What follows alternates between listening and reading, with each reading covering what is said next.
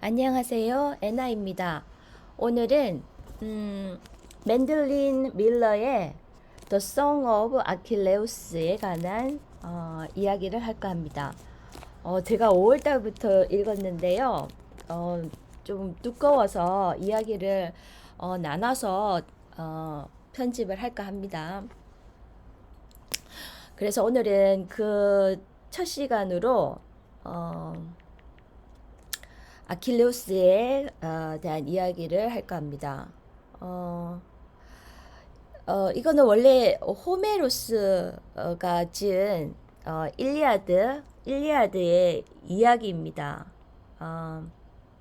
그래서 서구 문학에서는 이 호메로스에 의해서 서양 문학의 기초가 세워졌다라고 이야기를 합니다. 하지만 호메로스에 대해서 실존 인물인지 그리고 언제 살았던 인물인지 정확한 것은 없습니다. 그런데 뭐 한 기원전 그래도 한 850년 경이라고 이렇게 나와 있습니다. 호메로스가 일리아드, 오디세이를 남겼다고. 기원전 900년에는 이제 인도에서 브라만교가 일어나고 카스터 제도가 승립이 되었고요. 그리고 기원전 563년에 스카몬이 탄생했고 기원전 552년에 공자가 탄생했습니다. 그러니까 스카몬이 탄생 이전, 공자 탄생 이전 어떤 이런 호메로스가 이런 일리아드를 이제 남겼다라고 이제 얘기를 합니다. 하지만 이거는 아무도 알 수가 없습니다. 실존했던 인물인지도 알 수가 없고요. 아무튼 기원전 한 8세기경에 활동한 것으로 이제 호메로스 추정이 되고 그가 쓴 것으로 알려진 가장 유명한 두 작품은 일리아스와 오디세이아입니다. 일리아스는 트로이 전쟁의 이제 마지막 해를 배경으로 하고요. 그리스 영웅 아킬레우스와 트로이의 왕자 헥토르의 이야기를 중심으로 전개가 됩니다. 이 트로이 전쟁은 그리스 신화에서 큰 부분을 차지하는 사건으로 이제 그리스 군대가 트로이를 포위하고 싸운 이야기인데요. 이 The Song of Achilles는 그 이야기에 관한 뭐 제 해석, 뭐 이야기는 그 스토리가 줄거리 그대로이니까요. 그 스토리에 이제 그 파트라 크라우스라는 인간의 어떤 인물, 사람의 인물 파트라 크라우스의 이제 관점에서 이 이야기는 이제 전개가 됩니다. 그래서 암튼 뭐 연도기는 제가 호메로스 인물에 대한 조금 궁금함이 있어서 뭐 스카모니 탄생, 공자 탄생 이것도 한번 제가 알아봤는데 이 모든 것은 다 호메로스는 뭐 실존 인물인지 아닌지 알 수 없고요. 암튼 그렇습니다. 그렇고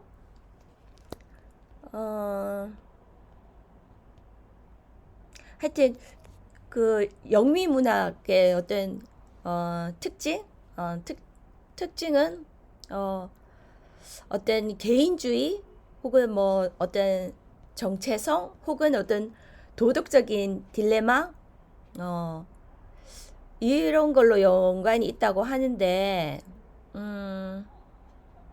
이 소설에서도 도덕적인 딜레마가 나옵니다. 그래서 조금 재미있었던 것 같기도 하고요. 근데 제가 이 이야기 전에 페니키아라는 제국이 있었습니다. 페니키아는 이제 고대 근동 지역에 위치한 해양 국가로 오늘날의 레바논과 시리아 지역에 해당하고요. 페니키아에는 기원전 약 1200년경부터 지중해를 중심으로 강력한 해상 제국을 건설하고 무역과 항해 기술로 큰 영향력을 행사했습니다. 그래서 기원전 1180년 전후한 시기는 페니키아 문명이 특히 발전한 시기 중 하나로 그들의 해상 무역과 식민지 건설이 지중해 전역에 널리 걸쳐 확산되었다고 합니다. 그래서 기원전 이렇게 800년, 1000년 넘게 제가 이 이야기들을 쭉 찾아본 배경이요. 그 호메로스에게서 좀 알고 싶어서 설치하다가 이 페니키아에 관한 이야기도 재밌어서 언급을 합니다. 왜냐하면 그 기원전 1180년경 지중해의 상황을 얘기를 하고 있으니까요. 호메로스가 기원전 850년경에 이 이야기들이 나타났으니까 좀 영향도 있지 않았을까? 라는 생각도 들었거든요. 그래서 기원전 1200년대에는 고대 지중해 세계에서 큰 변화가 일어난 시기였다고 합니다. 이 시기에 많은 제국과 왕국들이 쇠퇴하거나 멸망하는 바다 민족의 침략이 있었으며 이는 특히 티하이트 제국과 미케네 문명의 몰락을 초래했습니다. 이러한 혼란 속에서 페니키아는 상대적으로 생존했고 이를 기회로 지중해에서 영향력을 넓혀 나갔다고 합니다. 그래서 이들은 이제 그 지중해 여러 지역을 네트워크로 연결을 하며 또 재미있는 것은 이 페니키아가 이 알파벳의 서양의 이 알파벳의 기초가 됐다고 하는 부분이 나옵니다. 그래서 그 부분도 조금 재밌었고요. 그래서 항해 능력과 상업 네트워크를 통해서 지중해 여러 지역을 연결했고 페니키아인들은 이집트에서 금과 곡물을, 또 그리스에 쓰는 올리브유와 와인을, 그리고 키프로스에 쓰는 구리와 같은 자원을 거래했다고 합니다. 그래서 무역과 식민지로 지중해를 제패를 했습니다. 페니키아인들이요. 그리고 좀 재밌었던 거는요. 이 소설에서 왕이 입는 클락, 그 망토 색깔을 보면 자주색이 나오거든요. 그래서 페니키아 상인들은 지중해 전역을 돌아다니며 다양한 상품을 교환했습니다. 그들은 자주색 염료, 유리 공예품, 금속 제품 등을 교역했고 특히 자주색 염료는 귀족층에게 인기가 많았습니다. 자주색 염료는 페니키아의 주산물 중 하나로 그들의 주요 상징이기도 했습니다. 이 염료는 고급스러운 색상 때문에 왕족과 귀족에게만 공급될 정도로 귀하게 여겨졌습니다. 라는 걸 알 수 있는데요. 이 소설에서 그 자주색 망토에 관한 부분이 나와서 또 재밌게 또 연결이 됐습니다. 하여튼 이런 서양의 알파벳에까지 페니키아 문자가 영향을 미쳤고요. 이런 그 기원전 뭐 1000년 전에 그런 배경들을 조금 알고 또 소설을 보면 또 더 재미있는 것 같습니다. 그래서 오늘은 첫 시간으로 이 소설을 간단하게 이제 줄거리를 좀 요약을 하면요.